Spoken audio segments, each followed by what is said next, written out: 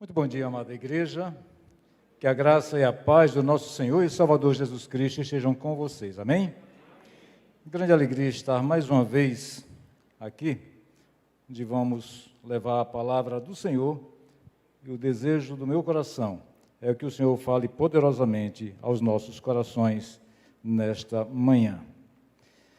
Nós nos propusemos a falar aqui sobre autoridade e poder. Passei as 2 últimas semanas na cidade de Brasília, onde eu vivi mais da metade da minha vida, e uma das frases que eu mais ouvia ali, invariavelmente, era: você sabe com quem está falando? Justamente na intenção de mostrar algum poder, né? Eu sou a autoridade tal, a autoridade qual. Na dinâmica da vida social, sabemos bem que o poder exerce forte fascínio sobre as pessoas, não é verdade? É assim que acontece. Muitas pessoas desejam ocupar algum cargo, de forma que esse cargo lhes conceda poder sobre outras pessoas, só que poucas pessoas sabem exercer esse poder com autoridade. Uma coisa é poder, outra coisa é autoridade. Só que na dinâmica da vida espiritual, nós podemos afirmar que você mesmo que está aqui neste auditório, na manhã deste domingo, você tem poder e autoridade. E este poder e autoridade não dependem de você estar naquela caixinha mais elevada, lá no topo do organograma. Não depende disso. Sabe por quê? Está escrito em Lucas, capítulo 9, versos 1 e 2, que Jesus reuniu os 12, deu a esses 12 poder e autoridade para expulsar os demônios, para curar doenças, e os enviou a pregar o reino de Deus e a curar os enfermos. Esse poder, essa autoridade também lhes é concedida, não tenha dúvida disso. Nós meditaremos nos próximos minutos sobre alguns personagens da Bíblia, uns que estavam, sim, ali naquela caixinha, lá em cima no organograma, e outros que, de repente, nem caixinha para eles estarem colocados tinham. Você veja a disparidade que era nesse tema que nós vamos falar daqui mais um pouco. Mas tudo isso tão somente sob o ponto de vista social, porque do ponto de vista divino, esses personagens que analisaremos a partir de agora, eles estavam no topo do organograma divino.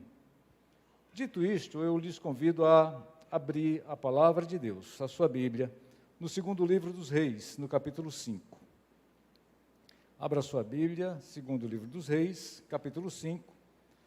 Eu não vou ler o texto de um lance só aqui, vou ler à medida que eu for fazendo a explanação, para não ficar maçante nem cansativo. Por isso eu gostaria que você mantivesse a sua Bíblia aberta para acompanhar bem aquilo que será falado. Segundo Reis, capítulo 5, já no primeiro versículo fala que Naamã, comandante do exército do rei da Síria, era muito respeitado e honrado pelo seu senhor, pelo rei da Síria, pois por meio dele, por meio de Naamã, o Senhor dera vitória à Síria, mas esse grande guerreiro ficou leproso. Nós vemos aqui, de pronto, 2 personagens que estão, nesse contexto, no topo do organograma da Síria. O rei da Síria e o general do exército do rei da Síria, Naamã. Naamã era o comandante do exército do rei da Síria. E nós sabemos bem que a Síria teve alguns conflitos com o seu vizinho Israel.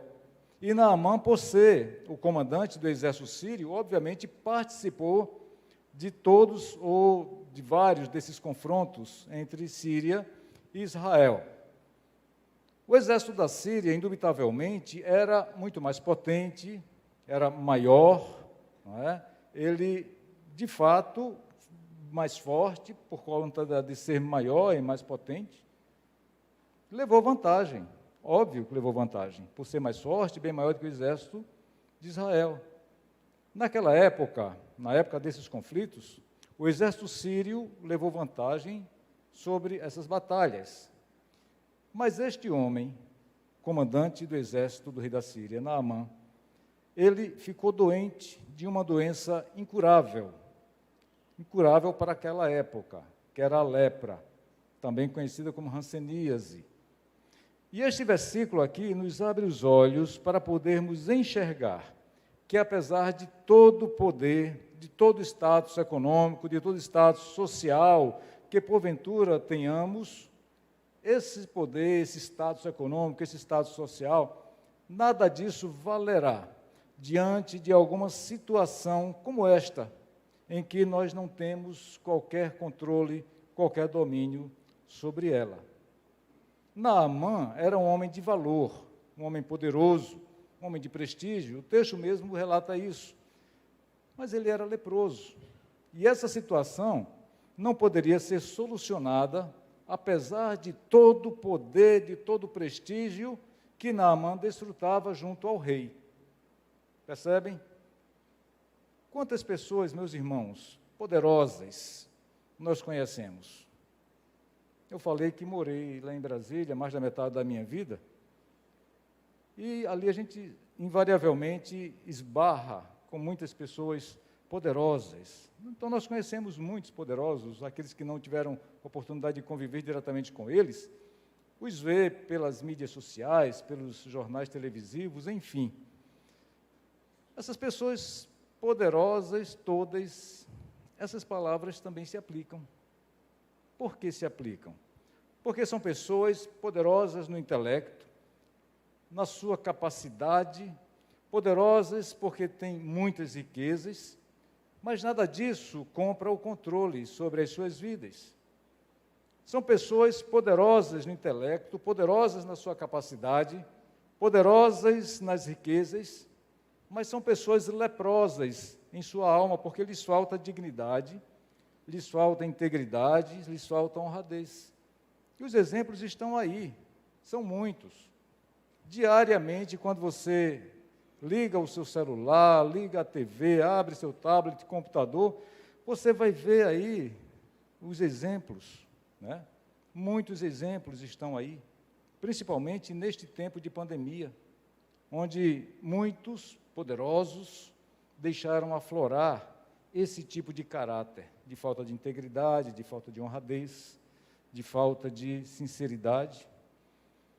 E não é à toa que o apóstolo Paulo nos adverte, quando escreve ali em Filipenses, capítulo 4, verso 8, que nós devemos pensar em tudo que for verdadeiro, tudo que for nobre, tudo que for correto, tudo que for puro, tudo que for amável, tudo que for de boa fama, nós devemos pensar em algo excelente ou digno de louvor. Advertência do apóstolo Paulo, e devemos agir dessa forma. Quando fizemos o Sintonia Bíblica, eu e o professor Fábio Brandão, não sei se ele está aqui no auditório, nós tratamos ali desse assunto, de poder, de fama, e nós trouxemos à tona para o nosso ouvinte do Sintonia Bíblica a questão de uma menina, relatada aqui no versículo 2 de 2 Reis 5. Este versículo diz que as tropas da Síria haviam atacado Israel, e essas tropas levaram uma menina que passou a servir à mulher de Naamã. Era prática comum, naquela época, que o exército da nação que vencesse a batalha levasse todas as riquezas, os despojos de guerra da nação vencida, e levasse também consigo aqueles que sobreviveram nessa batalha, inclusive as mulheres e as crianças. E nesse episódio aqui, nós temos uma menina. Quem é essa menina? Não sei. A Bíblia não menciona o nome dela. Aonde essa menina está neste organograma? Será que tem caixinha para ela neste organograma? Uma menina sem nome, que a Bíblia não cita, apenas diz que é uma menina que fora levada escrava para a Síria, para servir na casa de Naamã, mais precisamente servir à sua mulher. E aquela menina não estava naquela casa ali para ser cuidada, para ser educada, para ser tratada com carinho, com dignidade, não. Ela estava ali na casa de Naamã para trabalhar como escrava. Olha que situação difícil daquela criança. Ela foi tirada da sua parentela, tirada da sua casa, do seu país, e foi posta ali para servir a mulher de Naamã. E o versículo 3 fala que um dia, conversando com a sua senhora, ela disse o seguinte: se o meu senhor procurasse o profeta que está em Samaria, ele o curaria da lepra. Olha só, que bela atitude dessa criança, não é? Veja quanta nobreza de caráter, quanto de coração puro, de amor tem no coração dessa menina, apesar de ela estar ali escravizada. A atitude dessa menina poderia ser completamente diferente, ela poderia ter se rebelado, ficado revoltada, batido o pé, quebrado as coisas, arranjado confusão com os outros escravos, com todo mundo, ter levado dificuldades seríssimas para aquele ambiente.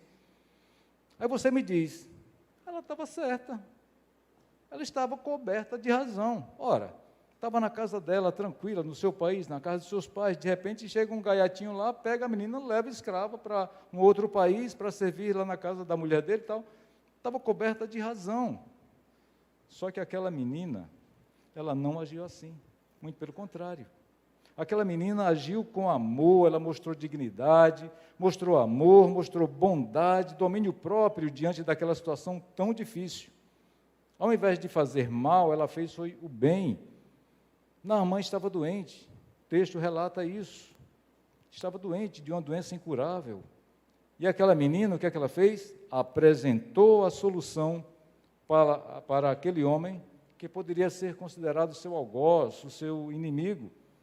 E dessa forma nós podemos perceber que aquela menina israelita, ela tinha todas as características de alguém que estava cheia do Espírito Santo.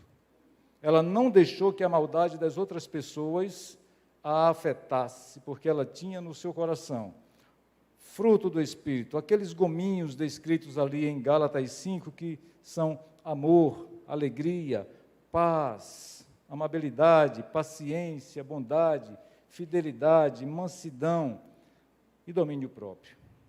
E como consequência, aquela menina deixou ali plantada no coração de Naamã, no coração daquela família, a semente do Evangelho, no coração de todas aquelas pessoas que não conheciam o Deus verdadeiro. E é essa atitude que todo cristão deve apresentar. Nós podemos extrair, diante disso, algumas lições da atitude por parte daquela menina com relação a Naamã. E a primeira lição que nós podemos tirar daqui é que para você ser instrumento nas mãos de Deus, você não precisa estar em posição de destaque. Você não precisa estar na caixinha ali no topo deste organograma de importância para a sociedade. Não. Você não precisa ser influente, você não precisa ter bens materiais para realizar a obra do Senhor. O seu problema é falta de tempo? O que é que Jesus falou para nós? Para buscarmos, primeiro, o reino de Deus e a sua justiça. E Ele ainda dá a recompensa. As demais coisas nos serão acrescentadas. Precisamos só nos organizar e priorizar as coisas do reino de Deus. Mas você pode dizer, como muitos dizem por aí, quando eu estiver bem financeiramente, quando eu estiver empregado, quando eu for promovido, quando eu terminar o curso que eu estou fazendo lá na faculdade, quando eu terminar a minha pós-graduação, quando eu aprender a tocar um instrumento, quando isso, quando aquilo. Ô, meu irmão, não deixe para fazer para Deus, para trabalhar na obra do Senhor, quando todas essas coisas estiverem em primeiro plano. Não, enquanto estiver assim, você não vai conseguir. Pare de apresentar desculpas. Pare de se vitimizar, pare de adiar o engajamento na obra de Deus. O lugar para trabalhar para o Senhor é aqui, e o tempo é agora.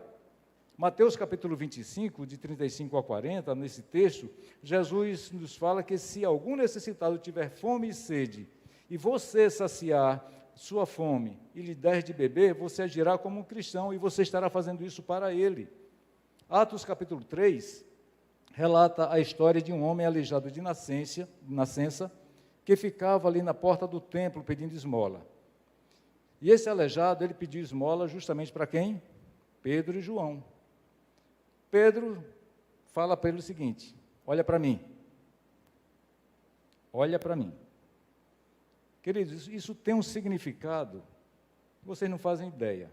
Esse olha para mim significa que Pedro se importou com aquele pedinte. Pedro se importou com a situação daquela pessoa. E Pedro disse no versículo 6, não tenho prata nem ouro, mas o que tenho, isso te dou. Em nome de Jesus, o Nazareno, levanta-te e anda. Pedro falou com autoridade. Pedro tinha ali o Espírito de Deus com ele. Ele falou porque a autoridade da qual ele estava revestido fora dada por Deus para ele, não foi qualquer um. Você pode não ter ouro, pode não ter prata, pode não ter uma poupuda corrente bancária, conta corrente, mas você tem Jesus na sua vida.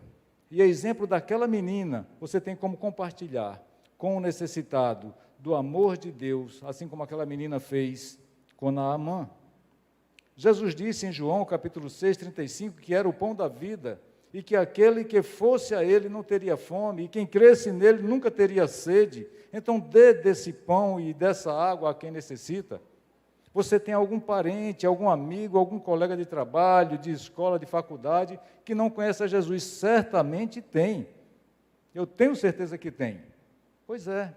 Então, é essa pessoa que pode estar com fome e com sede espirituais. Então, seja você mesmo instrumento de Deus para levar o pão da vida e a água que vivifica a cada uma dessas pessoas. Queridos, quem tem Jesus como seu Salvador, pertence ao Israel de Deus, mas quem não tem Jesus como seu Senhor, é considerado gentio, é considerado estrangeiro, e Jesus diz que se você acolher um estrangeiro, você agirá como um cristão, e você estará fazendo isso para ele. O apóstolo Paulo faz uma pergunta bem perturbadora aos cristãos da igreja de Roma. E essa pergunta, ela ecoa nos nossos corações, nas nossas mentes até hoje. Está lá em Romanos capítulo 3, verso 29, quando Paulo pergunta, é porventura Deus somente dos judeus? E não o é também dos gentios? O próprio apóstolo Paulo responde, também dos gentios, certamente. Então acolha esta pessoa que você conhece e que ainda não foi alcançada pela graça redentora. Acolha esse estrangeiro, esse gentio. Jesus morreu na cruz por ela também. Deus é Deus também dos gentios, então fale do seu amor para essa pessoa. Aquela menina viu em Naamã uma pessoa necessitada de ser alcançada pelo amor de Deus. Ela disse que se o meu Senhor procurasse o profeta que está em Samaria, ele o curaria da lepra. Meus irmãos, tem muita gente enferma da alma, precisando ser curada. O amor de muitos está esfriando. Temos notícias diariamente nos jornais. Filhos matando pais, pais matando os filhos, pessoas desesperadas, buscando no suicídio a solução para os seus problemas, porque não vem outra saída para os seus males. E Tiago, capítulo 1, 21, diz que devemos rejeitar toda imundícia e o excesso desnecessário de malícia e receber com mansidão a palavra em voz enxertada, a qual pode salvar as nossas almas. E Jesus diz que se você cuidar de alguém, se você enxertar a palavra de Deus nessa pessoa, você agirá como um cristão e você estará fazendo isso para ele. Também tem muita gente presa nos pecados das coisas que o mundo oferece. E como o mundo está aí facilitando cada vez mais, não é? As ofertas de tantas coisas que de repente nos enche os olhos. Adultério, pessoas mantendo relações sexuais com uma e com outra, com um e com outro, vendo pornografia, transpirando sensualidade, praticando idolatria, feitiçaria, inimizades, aquela pessoa que cria polêmica por tudo e qualquer coisa, que vive competindo com uns e com outros, Aquela pessoa irada, sempre muito irritada, que você, quando chega no elevador, que aperta o botão, a porta se abre, você fala, bom dia, só sou para você. Super aborrecida, né, de mal com a vida, sempre assim. Aquela pessoa que discorda de tudo, que numa reunião qualquer de condomínio, por exemplo, ainda levanta a mão para dizer assim, eu sou a favor de ser contra. Né? Pois é, irmãos, precisamos ter cuidado com isso, porque todas essas coisas são exemplificativas, tanto é que em Gálatas ainda fala que coisas semelhantes a estas. Você conhece alguém assim? Conhece? Eu acho que sim, eu conheço um bocado. E sabe qual é o fim dessas pessoas? Na sequência de Gálatas 5:21, diz que os que cometem estas coisas não herdarão o reino dos céus. Vamos falar num bom português, muito claramente. Essas pessoas irão para o inferno. E Jesus diz em Mateus capítulo 18, verso 14, quando ele estava tratando da parábola das 100 ovelhas, que não é vontade de vosso Pai, não é vontade de Deus que está nos céus, que nenhum desses pequeninos se perca. Se você visitar alguém nessas condições, se você confrontar o pecado dessa pessoa, falar que Jesus é a solução para que essa pessoa possa se arrepender e aceitá-lo como Salvador, você agirá como um cristão e estará fazendo isso para Ele. Então não se julgue pequeno demais para isso. Não se sinta inferiorizado, não se sinta incapaz para realizar a obra do Senhor. Abra os seus olhos espirituais para ver quem está contigo. É Deus que está contigo, meu irmão. É Deus que está contigo.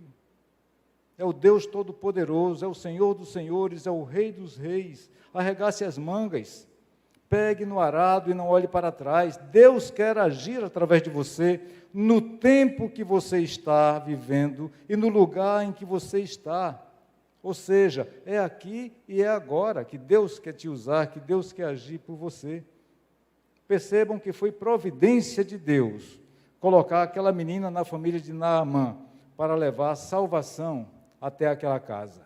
Foi através daquela menina que Naamã teve conhecimento da existência de um profeta em Israel.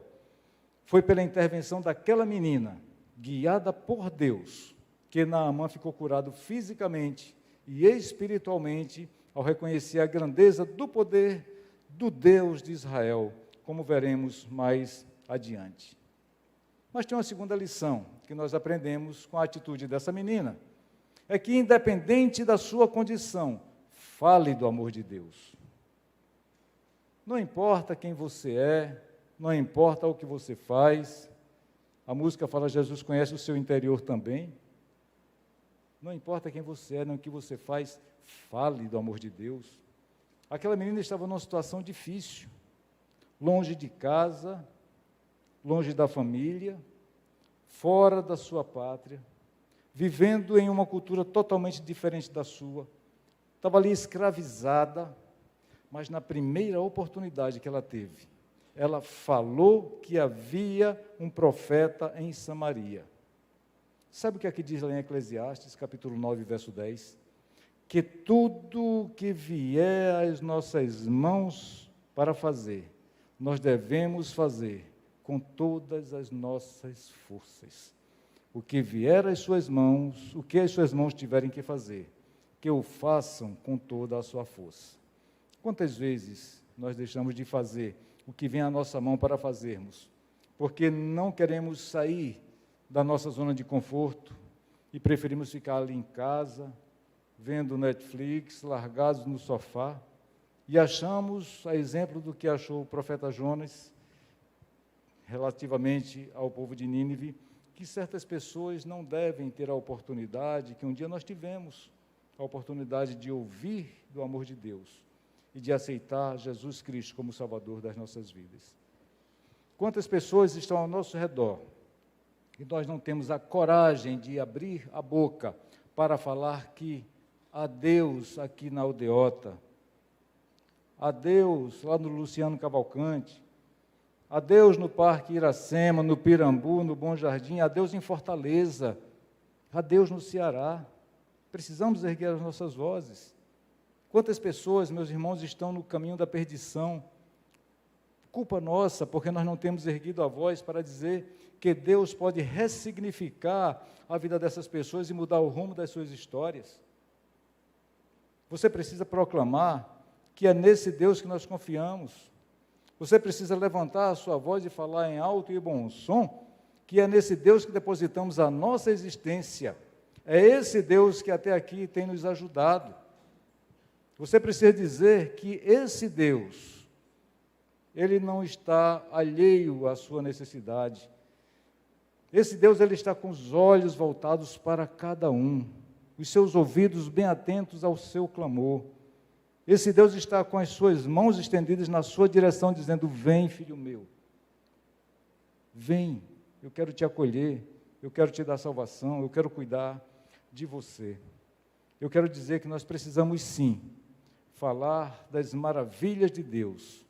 Precisamos falar que Jesus é Rei, Senhor e Salvador. Porque a própria palavra de Deus diz que se nós nos calarmos, as pedras clamarão. Vamos avançar um pouquinho mais no texto, para vermos nos versículos 4 e 5 que Naamã foi contar ao rei o que a menina israelita tinha dito a ele. E o rei da Síria respondeu: vá, homem, vá, não perca tempo não, vá, eu vou lhe dar uma carta que você vai entregar ao rei de Israel. Vá. Não é para você ficar bom? A menina não disse que tem um profeta lá que vai te curar? Vá. Aí Naamã partiu, levou a carta e levou consigo também alguns mimos, alguns presentes. 350 quilos de prata, 72 quilos de ouro, 10 mudas de roupas finas. Queridos, percebam, a voz de uma menina humilde, escravizada, exposta, ela foi ouvida por 2 homens poderosos de uma nação poderosa. Naamã deu crédito àquela menina israelita, foi contar ao rei o que ela dissera, e o rei da Síria também deu crédito à palavra daquela menina. Por quê? Porque aquela menina não se calou. Ela não reteve para si aquela informação da bênção que pôde alcançar, no caso ali, Naamã. Aquela menina tinha Deus no seu coração, e ela desejava compartilhar do amor de Deus, do poder de Deus, mesmo que fosse para uma pessoa que ofendeu a sua pátria, a sua família, o seu povo, mesmo para aquela pessoa que ofendeu a si própria. A palavra daquela menina, a sua firme convicção de que Deus poderia curar Naamã, o amor de Deus que inundava o coração daquela menina e transparecia no seu rosto, no seu falar, no seu gestual, tudo isso gerou fé em Naamã. O texto nos diz que Naamã então foi ao rei e não foi simplesmente falar por falar do que aquela menina tinha dito. Ele foi ao rei justamente na expectativa de que aquela autoridade o autorizasse a ir até Israel, porque sentia a confiança no testemunho daquela menina. Percebam, queridos, como é importante nós vivermos o que diz a palavra de Deus. Percebam como é importante nós termos um relacionamento estreito com o Pai. Até o rei ficou impactado pela palavra da menina. Deus usou a menina porque ela estava à disposição dele. Deus usou aquela menina porque ela se colocou diante de Deus como instrumento para alcançar a vida de um homem pagão. Meu convite a você: deixe-se usar por Deus, deixe Deus usar a sua vida, se jogue nos braços dele. Nós temos muitos Naamãs aqui em Fortaleza, no Ceará, por onde nós caminhamos, precisando ouvir que Deus existe, que Deus vive e que esse Deus reina sobre todos nós. Tem muita gente precisando ouvir que Deus amou o mundo de tal maneira que deu seu Filho unigênito para que todo aquele que nele crê não pereça, mas tenha a vida eterna. Há uma terceira lição que nós extraímos desse contexto todo aqui, que você tem autoridade, e que a sua autoridade é dada por Deus, não pela posição social que você ocupa. na posição social, aquela menina talvez não tivesse nem caixinha no organograma para ela. Estava lá embaixo. A palavra de Deus fala, no versículo 6 de 2 Reis 5, que a carta que levou ao rei de Israel dizia: junto com esta carta, estou te enviando o meu oficial Naamã, para que o cures da lepra. Olha só a fé que foi gerada no coração deste rei. Estou enviando com esta carta o meu oficial Naamã, não é para bater um papo, tomar um cafezinho, não, é para que o cures da lepra. Assim que o rei de Israel leu a carta, rasgou as vestes e disse: por acaso sou Deus, capaz de conceder vida ou morte? Porque este homem me envia alguém para que eu o cure da lepra. Vejam como ele procura um motivo para se desentender comigo. Um com um espírito, o de Israel, com um espírito totalmente diferente. Percebem? Uma simples carta enviada por um rei de uma nação para o mandatário de outra nação. Isso era uma prática, como ainda é até os dias de hoje, uma prática meramente protocolar, decorrente da diplomacia. Uma simples carta abalou a estrutura psicológica do rei de Israel. O cara tremeu de medo, rasgou as vestes. Rasgar as vestes, naquele contexto, era uma forma de mostrar que você estava muito angustiado, muito aflito. E Jorão fez isso. Jorão era o rei de Israel naquela oportunidade. Ele rasgou as suas vestes porque estava angustiado, amedrontado com aquela carta do rei da Síria. Aquela carta afetou tremendamente o ânimo de Jorão. O apóstolo Paulo fala em 2 Timóteo, capítulo 1, verso 7, para não termos espírito de covardia, porque Deus não nos deu espírito de covardia. Deus nos deu espírito de poder, de amor e de equilíbrio. Você sabe o que é espírito de covardia? É um comportamento que reflete falta de coragem, medo, timidez, fraqueza de ânimo. É algo que te força a não tentar, a não lutar, por um simples medo, por indecisão, por fraqueza. E em razão disso você deixa de fazer alguma coisa que começou, você desiste no meio de caminho, abandona um projeto pela metade, justamente porque te falta confiança em si próprio. Enquanto aquela menina escravizada, exposta, humilhada, ela agiu com autoridade, com coragem, enquanto ela mostrou ali que Deus estava consigo. Jorão, no oposto da cadeia hierárquica, rei de Israel, se acovardou, tremeu de medo, rasgou as suas vestes. E avança o texto no versículo 8 para dizer que quando Eliseu, o homem de Deus, soube que o rei de Israel havia rasgado suas vestes, mandou-lhe esta mensagem: por que rasgaste as tuas vestes? Envia o homem a mim, e ele saberá que há profeta em Israel. Eu fico imaginando aqui que se Eliseu fosse cearense, ele teria dito assim: deixa de ser frouxo, macho. Manda o cara para cá que eu resolvo o problema dele. É mais ou menos por aí. Deus deu autoridade àquela menina e agora ele reveste o profeta Eliseu com toda a autoridade também para repreender Jorão. Por que rasgaste as tuas vestes?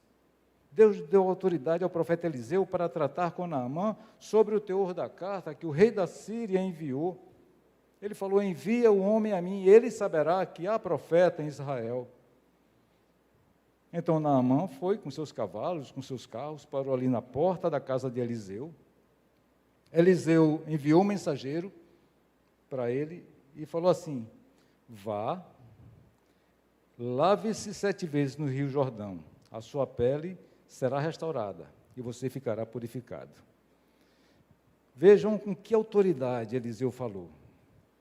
O verbo aqui está no imperativo, os verbos. Primeiro, vá.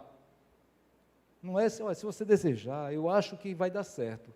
Pode ir lá. Não, não é, vá. Segundo, lave-se.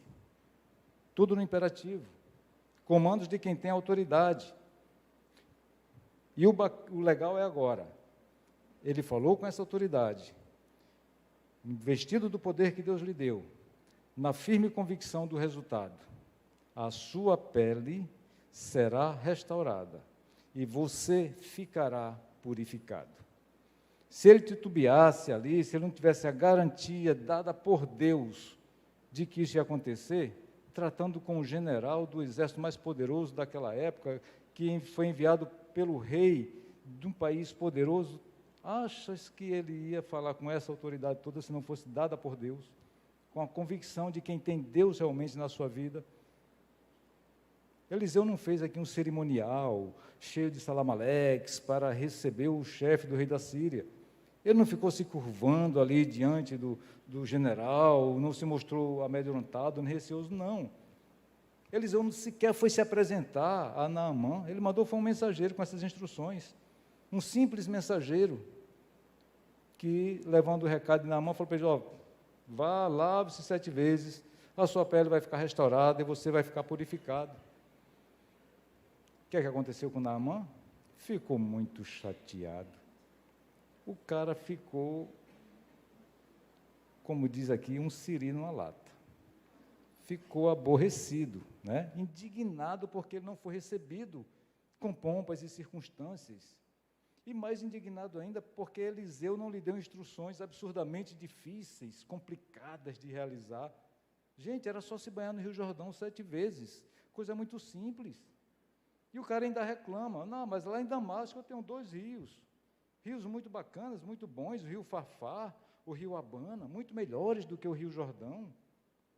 Quantas vezes, queridos, nossas reclamações, quantas vezes as nossas desobediências nos levam a perdermos as bênçãos de Deus, justamente porque nós relutamos em obedecer comandos simples de Deus.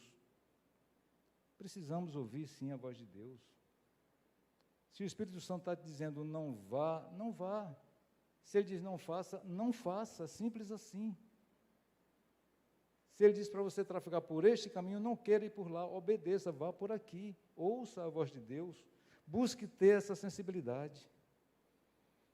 Naamã, depois de toda essa relutância, esses aborrecimentos, aí ele obedeceu. E o texto fala, 2 Reis, capítulo 5, verso 14, que ele desceu ao Jordão, mergulhou 7 vezes conforme a ordem do homem de Deus, ele foi purificado e sua pele tornou-se como a de uma criança. E o versículo 15, que é aqui, eu considero a cereja do bolo deste texto todo, diz que Naamã e toda a sua comitiva voltaram à casa do homem de Deus. E ao chegar diante do profeta, Naamã lhe disse, agora sei que não há Deus em nenhum outro lugar, senão em Israel. Agora sei que não há Deus em nenhum outro lugar, senão em Israel. Eu quero concluir esta breve reflexão para dizer que tudo começou com uma menina sem nome, uma menina que fora tirada da sua casa, do convívio dos seus parentes, do seu país, e foi feita escrava, levada para a Síria, um país estranho, para trabalhar ali numa casa estranha, se relacionar com pessoas estranhas. E apesar de toda essa situação difícil, complexa, humilhante, aquela menina tinha um Deus que a mantinha em pé e de cabeça erguida. Aquela menina tinha um Deus que lhe deu autoridade para começar o processo de cura física e espiritual de um dos homens mais poderosos da Síria, Naamã. Quero lhe dizer uma coisa, a sua situação, as circunstâncias que você está vivendo hoje, não são determinantes para você deixar de realizar a obra de Deus, a obra que Deus quer fazer através da sua vida. Entregue-se, meu irmão, minha irmã, aos cuidados do Senhor. Permita-se ser instrumento nas mãos dEle, a fim de que os propósitos de Deus sejam cumpridos em você e por você. Eliseu estava a serviço de Deus. Ele possuía a abundância do poder divino. Eliseu já tinha ressuscitado mortos, ele já tinha multiplicado alimentos, e agora ele estava ali curando uma doença incurável. Em algumas traduções, se identificam como lepra, outras como hanseníase. Mas eu quero parafrasear o que o apóstolo Paulo falou em 1 Coríntios, capítulo 3, de 5 a 10. Quem é o pastor José Maria? Quem é o pastor Naum? Apenas servos, por meio dos quais a palavra está sendo propagada, conforme o ministério que o Senhor atribuiu a cada um. Com a autoridade dada por Deus, um planta, outro rega, e todos têm um só propósito, e cada um será recompensado de acordo com o seu próprio trabalho, pois todos são cooperadores de Deus, e esse mesmo Deus se encarrega de frutificar a obra que em cada um começou. Deus falou com Josué, Josué 1:9, não fui eu que lhe ordenei? Seja forte e corajoso, não se apavore nem se desanime, pois o Senhor, o seu Deus, estará contigo por onde você andar. Ao apóstolo Paulo, na visão, lá em Atos capítulo 18, versos 9 e 10, Deus falou a mesma coisa, não tenha medo, continue falando, não fique calado, eu estou com você, ninguém vai lhe fazer mal ou feri-lo.